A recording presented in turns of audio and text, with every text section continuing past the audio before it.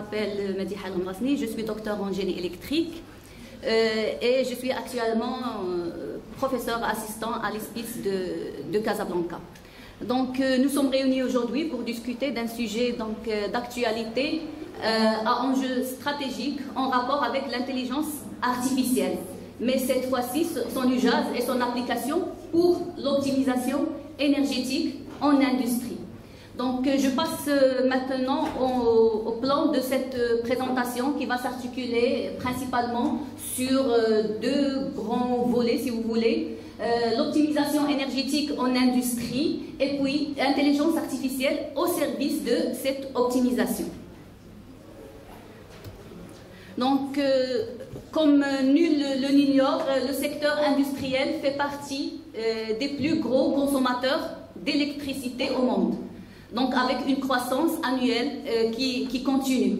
Cependant, donc, la production d'énergie n'augmente pas au même rythme en raison de nombre limité des ressources, des coûts élevés, ce qui entraîne bien sûr une inadéquation entre l'offre et la demande. On voit là que dans ce graphe généré par EDF, que l'industrie, elle consomme 42% de la consommation finale dans le monde d'énergie électrique. Donc la problématique, c'est quoi en fait? C'est de maintenir l'équilibre entre l'offre et la demande d'électricité, l'utilisation d'une planification opérationnelle fiable qui est un aspect important de la gestion d'un système électrique, et la solution bien évidemment réside en les Energy Management Systems qui sont basés sur l'intelligence artificielle dont le rôle est de surveiller, contrôler et enfin optimiser.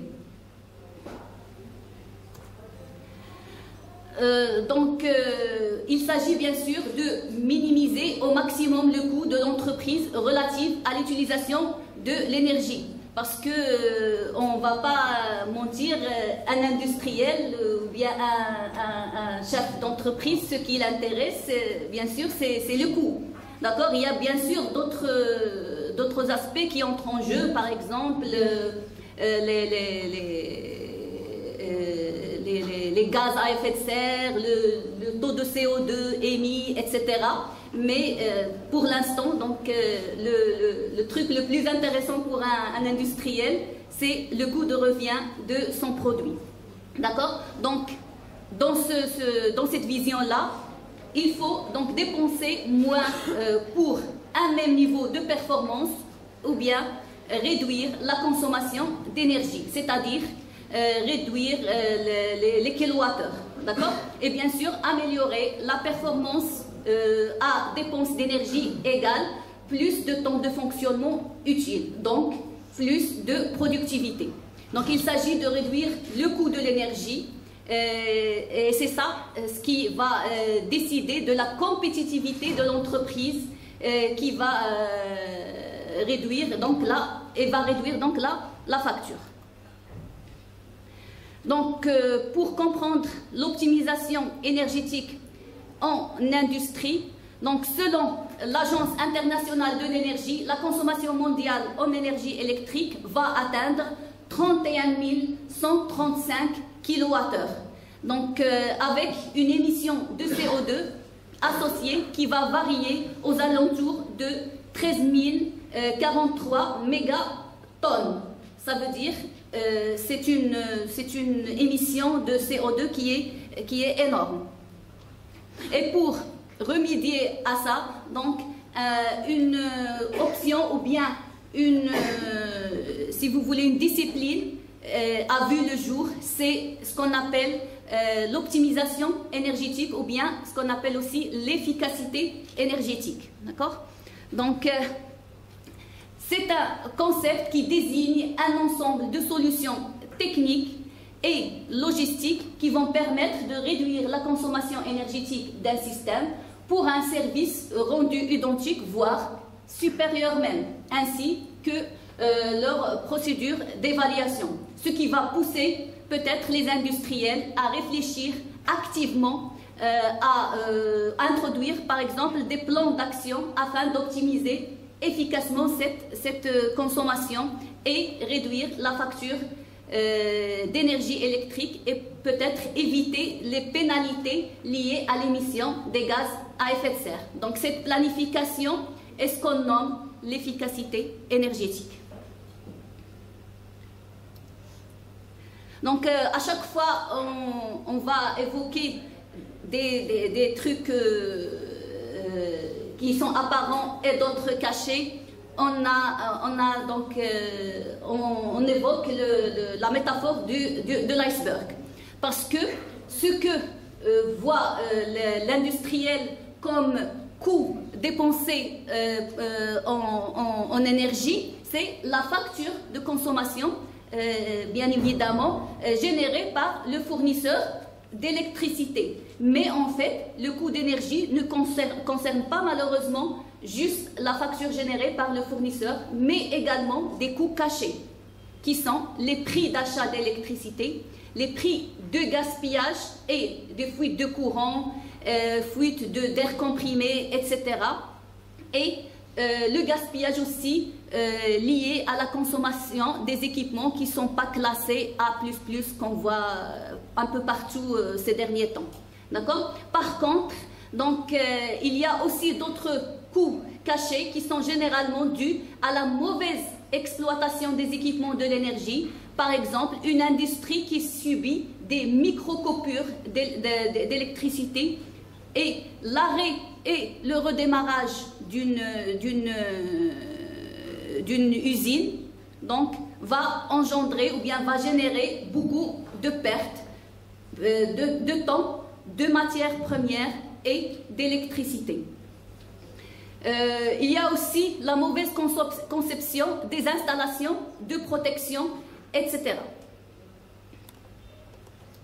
Donc, pour poser un diagnostic ou ce qu'on appelle audit énergétique, il faut penser à des solutions pour économiser de l'énergie, des solutions pour améliorer la qualité d'énergie et des solutions pour améliorer les installations afin de mettre donc une feuille de route d'optimisation énergétique. Et cette manœuvre doit se faire en continu afin de ne pas perdre les acquis. Par exemple, si une personne est en régime alimentaire, s'il arrête le régime dès qu'il voit des résultats, là, il va revenir à son poids d'avant. Donc, c'est comme l'efficacité énergétique. Le but, c'est d'aller vérifier et revérifier en continu. Donc, en industrie, l'énergie est principalement utilisée pour produire de la chaleur nécessaire au process industriel et pour le refroidissement ou encore pour fonctionner des machines. Donc, l'énergie représente parfois de 25% à 50% du coût de production de la plupart des industries. Donc, pour les mesures à prendre, il faut réduire le coût d'achat d'électricité, lutter contre le gaspillage, rationaliser la consommation des différentes parties de la production et multiplier les sources d'énergie. Et afin de réduire le coût d'achat, il faut trouver bien sûr des solutions pour la compensation d'énergie réactive.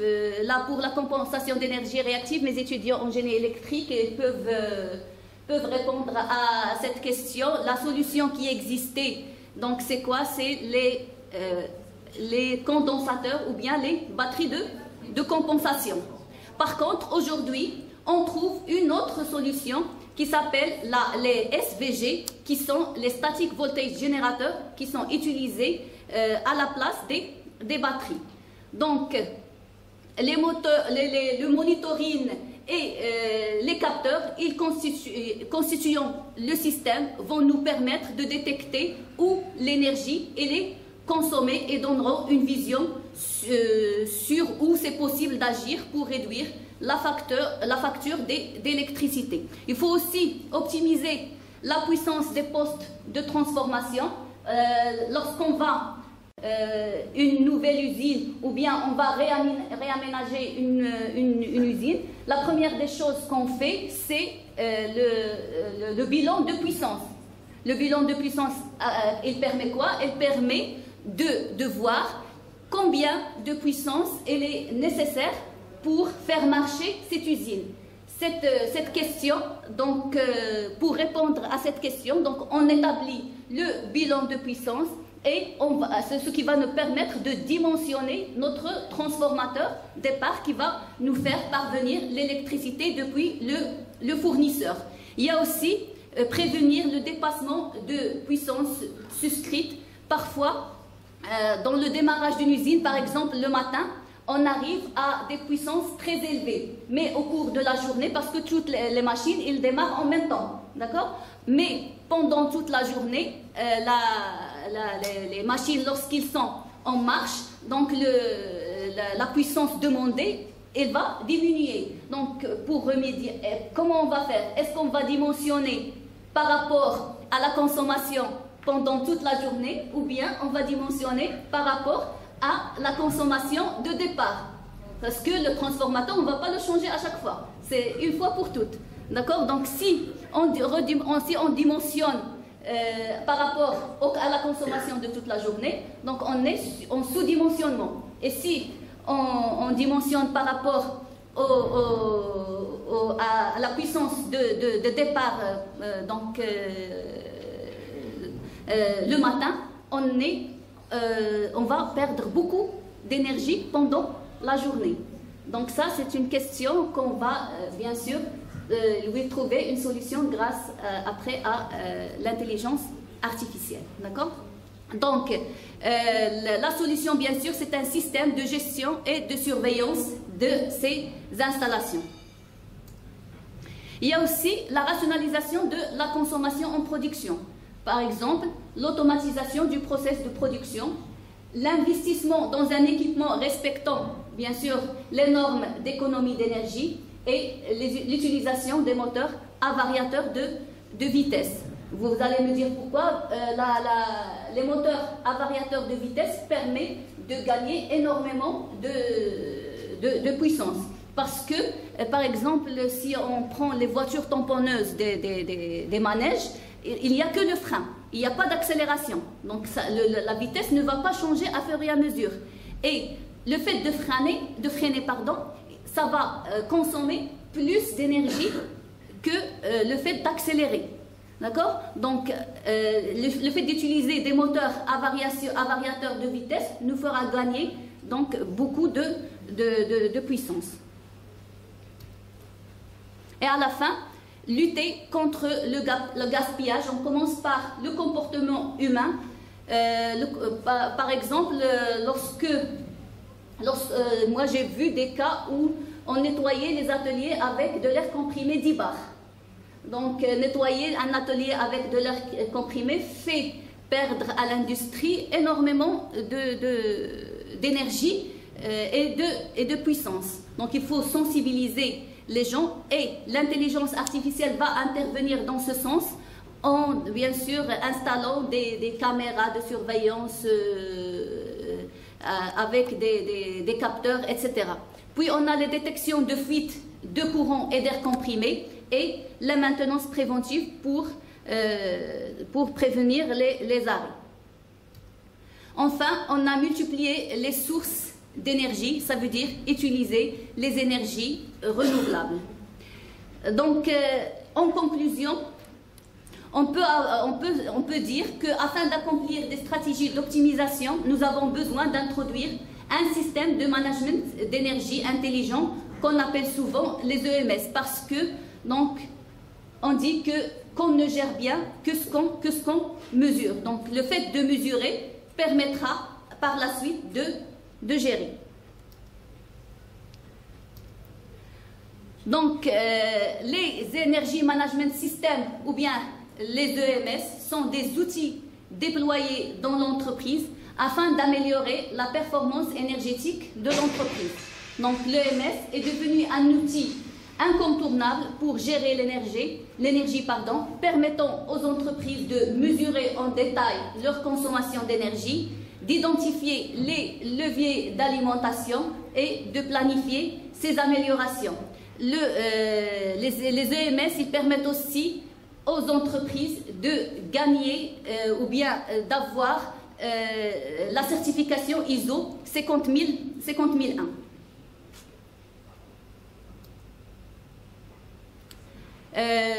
La différence entre les EMS et les SCADA, c'est que la SCADA, elle fait référence à la partie supervision et contrôle du processus de production. Quant aux EMS, donc, ils vont désigner les fonctions d'optimisation des données récoltées et les analyses de sécurité.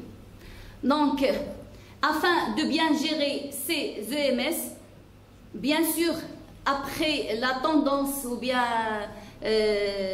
si vous voulez, le buzz des énergies, des intelligences artificielles, par exemple, les constructeurs automobiles, ils vont risquer de devenir des carrossiers pour Google ou Tesla, vu l'ampleur qu'ils ont eu leurs produits et leurs voitures et leurs services de mobilité autonome. Les secteurs de transport, par exemple, et de l'immobilier et de l'hôtellerie aussi, ils ont découvert de nouvelles concurrences avec l'économie du partage, Airbnb, etc. Et Amazon, avec sa plateforme, donc elle renverse actuellement les codes de la livraison à domicile. D'accord? Donc, pendant ce temps, les énergéticiens ont suivi aussi cette révolution et ont introduit l'intelligence artificielle dans la gestion et le management des énergies. Et on ne peut pas parler de Energy Management System sans évoquer les Smart Grid, qui sont des réseaux énergétiques intelligents qui utilisent des capteurs, des compteurs intelligents et d'autres technologies avancées pour surveiller et gérer la consommation d'énergie en temps réel. Donc là, la demande d'énergie, elle augmente rapidement et les méthodes traditionnelles de gestion de l'énergie ne vont pas donc suffire à répondre à cette demande. Les algorithmes d'intelligence artificielle donc, peuvent analyser les données collectées à partir de ces réseaux intelligents tout en faisant des prédictions sur les futurs modèles d'utilisation. L'intelligence artificielle intervient aussi dans l'analyse de données pour surveiller les équipements et prédire quand une maintenance est nécessaire. Cela va réduire le temps d'arrêt et faire gagner à l'industrie du temps et bien sûr de l'énergie. Il y a aussi la gestion de la réponse à la demande. Donc les algorithmes d'intelligence artificielle, ils pourront optimiser les programmes de réponse à la demande en analysant les modèles de l'historique de la consommation, les prix et les préférences des clients pour prédire et influencer leur comportement de la demande. Ces systèmes de gestion d'énergie qui sont dotés d'intelligence artificielle peuvent aussi ajuster dynamiquement la consommation d'électricité et favoriser le changement de charge et gérer les événements de réponse à la demande pour équilibrer l'offre et la demande sur le réseau. On a aussi l'accès au marché de l'énergie afin de pouvoir prédire ou bien prévoyer les prix et optimiser les stratégies du trading et du pricing. Donc cela comprend l'identification des opportunités d'arbitrage, des stratégies d'enchères et l'optimisation du portefeuille bien sûr pour maximiser les bénéfices des services publics, des producteurs d'électricité indépendants et d'autres acteurs du marché d'électricité. Il y a aussi les systèmes de gestion d'énergie dopés d'intelligence artificielle qui optimisent la gestion des actifs en analysant les données de performance des actifs, les dossiers de maintenance et les paramètres opérationnels pour les évaluer, hiérarchiser bien sûr les activités de maintenance. Donc cela comprend bien sûr la prévision des défaillances de l'équipement, l'optimisation du calendrier de remplacement et la maximisation de l'utilisation des actifs pour améliorer la fiabilité du réseau électrique et enfin alimenter bien l'usine. Donc voilà un schéma qui englobe ou bien qui regroupe les technologies d'intelligence artificielle utilisées dans les microgrids Energy Management System. Je ne vais pas trop m'attarder là-dessus parce qu'il y a mes collègues experts qui ont déjà évoqué ces différentes méthodes, à savoir les réseaux de neurones, la fusée logique, le machine learning, deep learning, etc. Donc, et on ne peut pas parler de l'intelligence artificielle sans évoquer cette nouvelle notion qui est l'Internet of Energy. L'Internet of Energy, elle est venue donc épauler l'Internet of Things, l'Internet of Behavior, et elle est communément appelée un système d'alimentation basé sur Internet qui intègre les sources d'énergie et possède tous les défauts de la smart grid en combinant l'énergie et les types. Le schéma donc il éclaircit l'intervention de l'intelligence artificielle dans la gestion des ressources énergétiques à partir du fournisseur vers le consommateur final. Et on ne peut pas donc, comme je dis auparavant, donc on peut gérer bien que ce qu'on mesure. Donc on ne peut pas parler de réseau intelligent et d'intelligence artificielle sans parler du smart meter, ou bien le fait de mesurer avec donc un compteur qui va venir donc qui va être utilisé pour compter et optimiser la consommation d'énergie et les frais des services publics.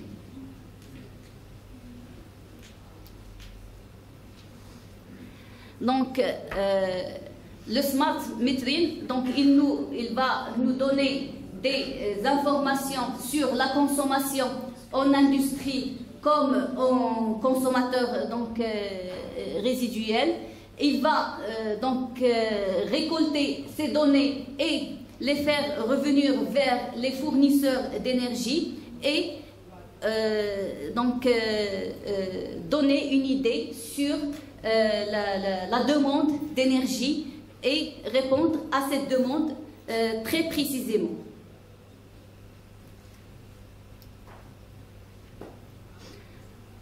Les challenges d'Internet of Energy sont bien sûr la sécurité, l'efficacité énergétique, l'énergie, la compensation d'énergie et bien sûr la réduction d'émissions de gaz à effet de serre. En conclusion, donc, l'intégration de l'intelligence artificielle permettra bien sûr au système de gestion de l'énergie de fonctionner plus efficacement et elle contribuera réellement à réduire les coûts et à optimiser la consommation d'énergie et accroître la stabilité du réseau. L'avenir de la gestion de l'énergie s'annonce plus fiable, plus durable et plus efficace que jamais. Mais je soulève une question, sommes-nous schizophrènes? Parce que si on parle d'intelligence artificielle, on va parler de l'un des outils les plus gourmands en consommation d'énergie. Par exemple, la consommation de recherche sur ChatGPT consomme l'égalité de 120 habitats en Amérique. Donc, est-ce qu'on va utiliser cet outil pour optimiser l'énergie alors qu'elle est le plus grand consommateur d'énergie? Et merci de votre attention.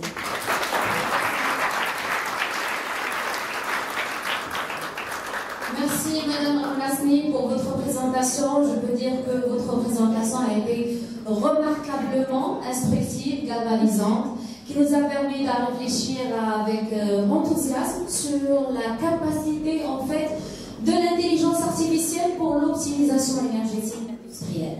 Alors maintenant nous sommes prêts pour prendre des questions pour Madame Rasni. Oui. Étudiante à l'EMG, deuxième année génie électrique. Je vous remercie Madame pour cette présentation assez enrichissante.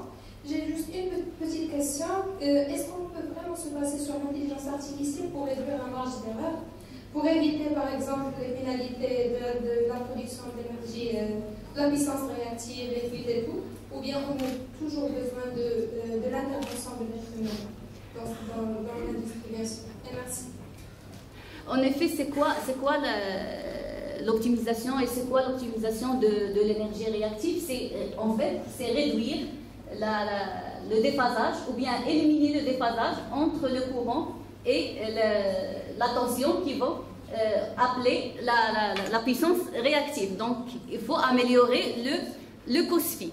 Donc, avec l'intelligence artificielle et avec l'introduction des systèmes intelligents pour gérer ce déphasage, donc on arriverait bien sûr à réduire ou bien à mettre donc, le COSFI sur la limite qui est au Maroc 0,8, jusqu'à maintenant 0,8, même si l'ONE en souffre parce que dans d'autres pays, ils sont arrivés à 0,95, qu'il ne faut pas dépasser, sinon ils seront pénalisés.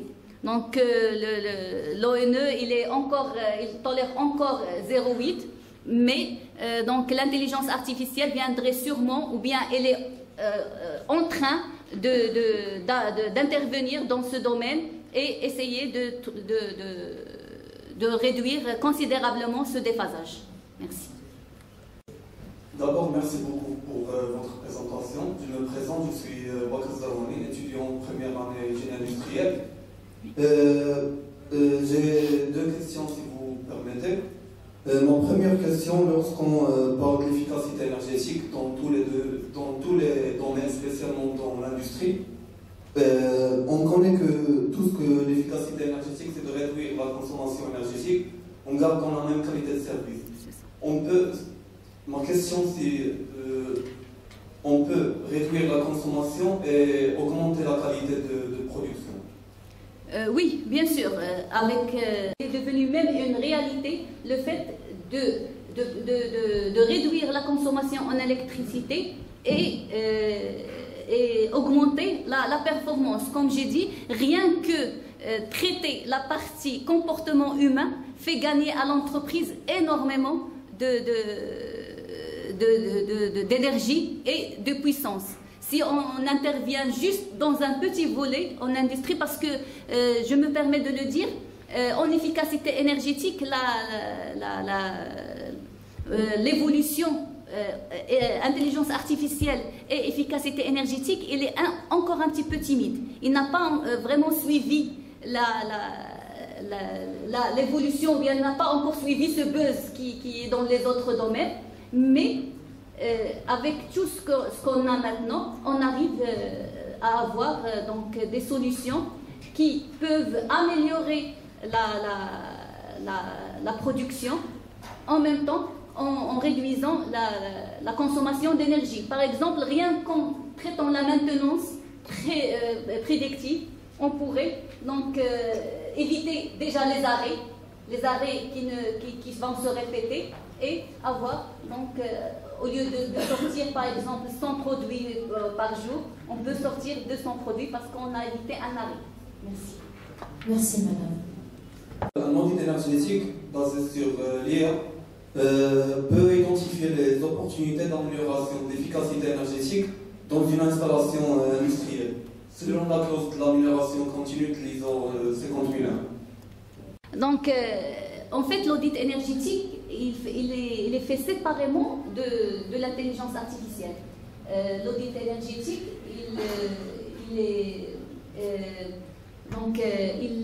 est fait par une étude terre à terre, parce qu'il faut donc rassembler beaucoup d'informations avant de pouvoir donc les utiliser et répondre aux besoins. Par exemple, si vous parlez de l'audit énergétique, il est fait sur une durée bien déterminée. Mais pour donc pouvoir utiliser de l'intelligence artificielle, il faut l'alimenter. Il faut l'alimenter d'informations en continu.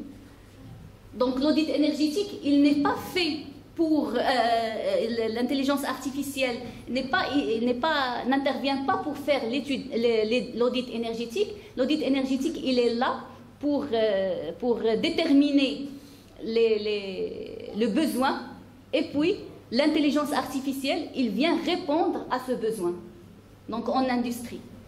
D'accord? Et l'installation, donc l'ISO 50001, il vient après la réalisation déjà du système de management d'énergie dans l'entreprise qui répond à l'audit énergétique fait auparavant. Merci. Je vous remercie pour votre présentation. Je me présente, je suis Fatima Zahra, étudiante en première année génie industriel à l'école d'ingénierie. Donc ma question, c'est à propos des obstacles rencontrés lors de la mise en œuvre d'un audit énergétique dans une usine. Merci. Le manque d'information, et c'est le facteur humain. Par exemple, déjà, soit on trouve des redondances dans l'information, soit on ne trouve pas l'information.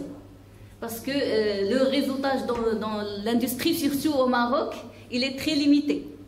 D'accord? Donc, moi, je trouve que l'obstacle majeur, c'est le manque d'information.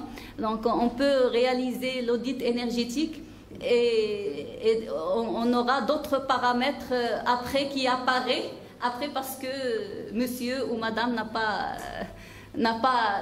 parlé dans le bon moment. Merci. Audit, ça veut dire quoi? Ça veut dire écouter.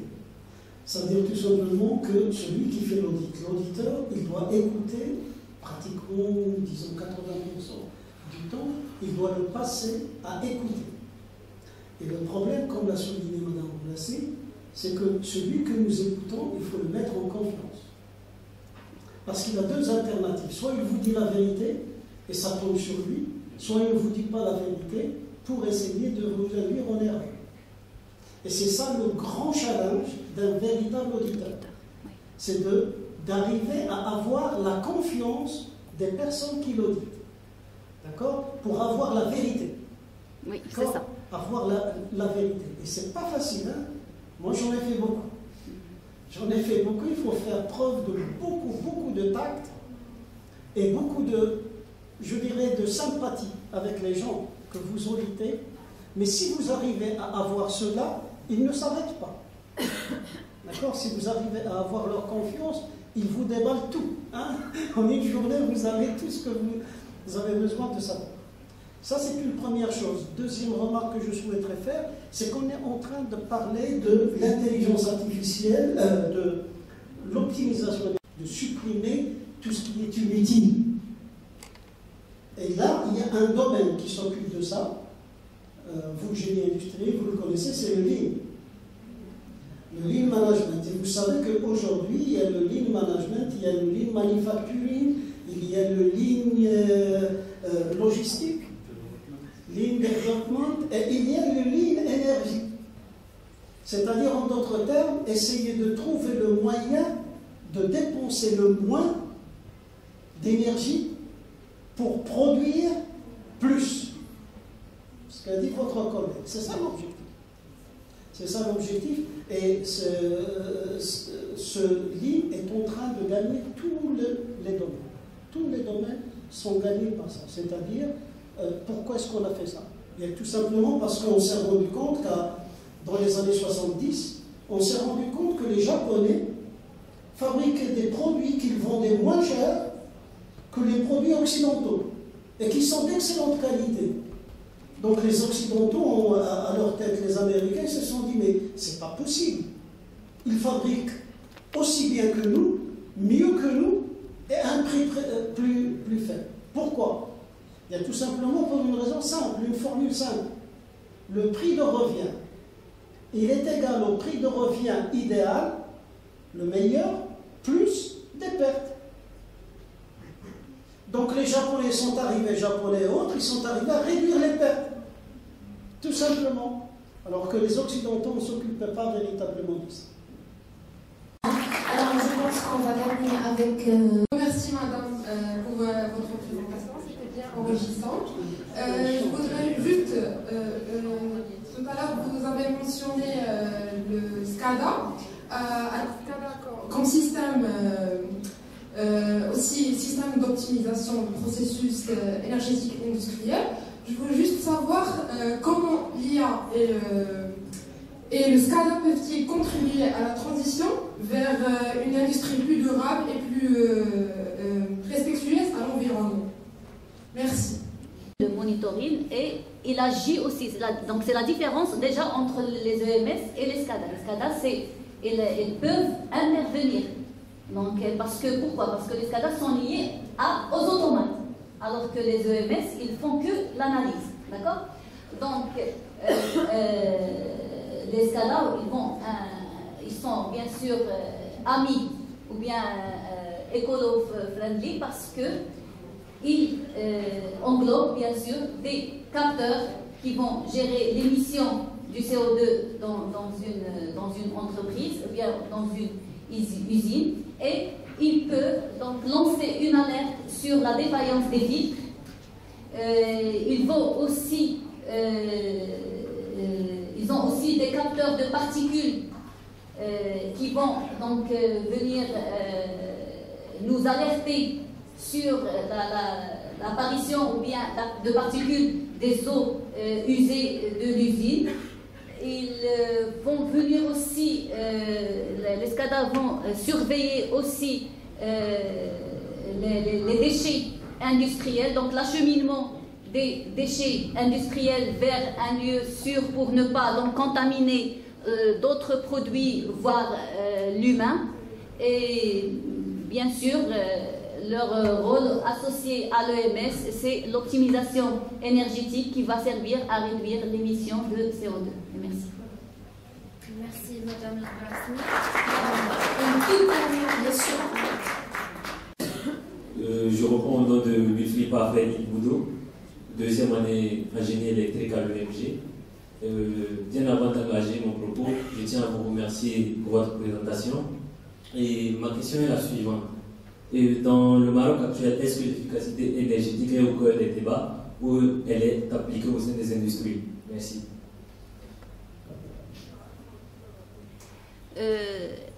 Au contraire, le Maroc... Pardon.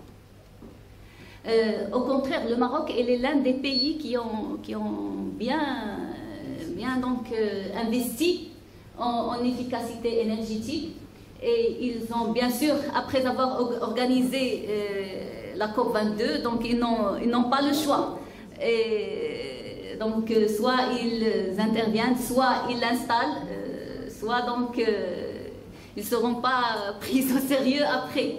D'accord? Donc avec les énergies renouvelables qu'on voit qui se développent d'une vitesse remarquable au Maroc. Donc, bien sûr, l'efficacité énergétique, que ce soit dans le bâtiment ou bien en industrie, est devenue une nécessité. Merci.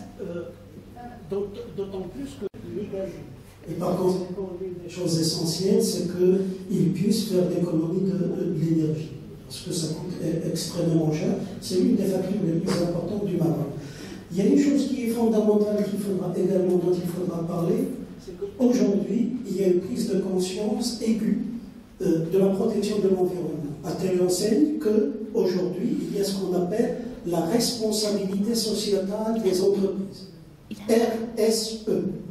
Et cette responsabilité sociétale qui est encadrée par des directives internationales, qui est encadrée par une norme, elle oblige les entreprises à s'engager dans la responsabilité sociétale. Et la responsabilité sociétale, elle concerne essentiellement deux domaines. D'abord le respect de l'homme et le respect de l'environnement. Et c'est devenu une exigence, c'est-à-dire qu'il y a des entreprises qui ne feront pas d'affaires avec vous si vous n'avez pas souscrit à la responsabilité sociétale des entreprises. j'ai juste un petit point à ajouter pour répondre à la question de monsieur. En ce qui concerne l'efficacité énergétique au Maroc, je ne sais pas ce que vous m'entendez comme ça? Oui. En ce qui concerne l'efficacité énergétique au Maroc, actuellement, que ce soit en ce qui concerne le bâtiment, que ce soit l'aspect industriel, je vais répondre par rapport à l'aspect industriel. Actuellement, le Maroc il est doté d'une loi relative à l'efficacité énergétique qui impose des audits énergétiques à tous les industriels. Donc le Maroc, il est pionnier dans ce sens. Il a mis en place l'Agence nationale de l'efficacité énergétique qui assure et des formations et des financements et pour l'étude, pour le renouvellement des installations industrielles pour aller vers cette efficacité énergétique. Tous ces pas ne sont pas anodins, donc c'est un choix stratégique qui émane d'une volonté, d'un engagement international du Maroc, du moment qu'il est signataire de toutes les conventions internationales, et ça se traduit par la stratégie nationale du développement durable. Comme vous savez, quand on parle de développement durable, c'est quand on allie l'aspect économique, l'aspect social et l'aspect environnemental. Donc, dans la stratégie nationale du développement durable, l'efficacité énergétique est parmi les grands axes majeurs sur lequel le Maroc travaille. Quand on parle d'un axe stratégique, il n'est jamais donc théorique.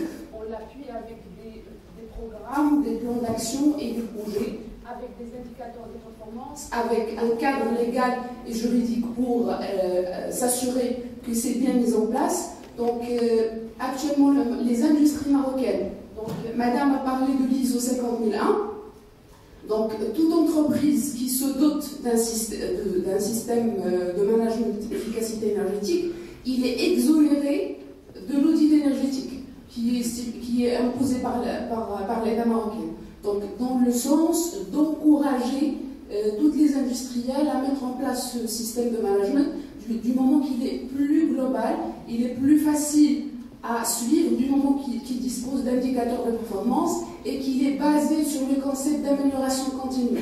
C'est plus durable, c'est plus sûr. Donc voilà. Le Maroc, oui, il y a une obligation légale et donc toute entreprise qui met en place, qui adopte volontairement ce système de management ISO 50001, elle est exonérée de l'audit énergétique. Voilà.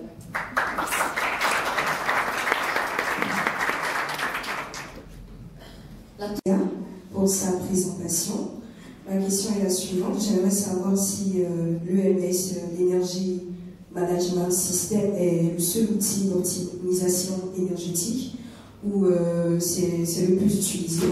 D'abord, c'est la première question et j'aimerais savoir si l'accès s'est donné à toutes les entreprises aussi de pouvoir travailler avec l'EMS. Merci. Les EMS, c'est une approche, si vous voulez, et ce n'est pas une solution. Donc la solution, il est faite suite à l'audit énergétique.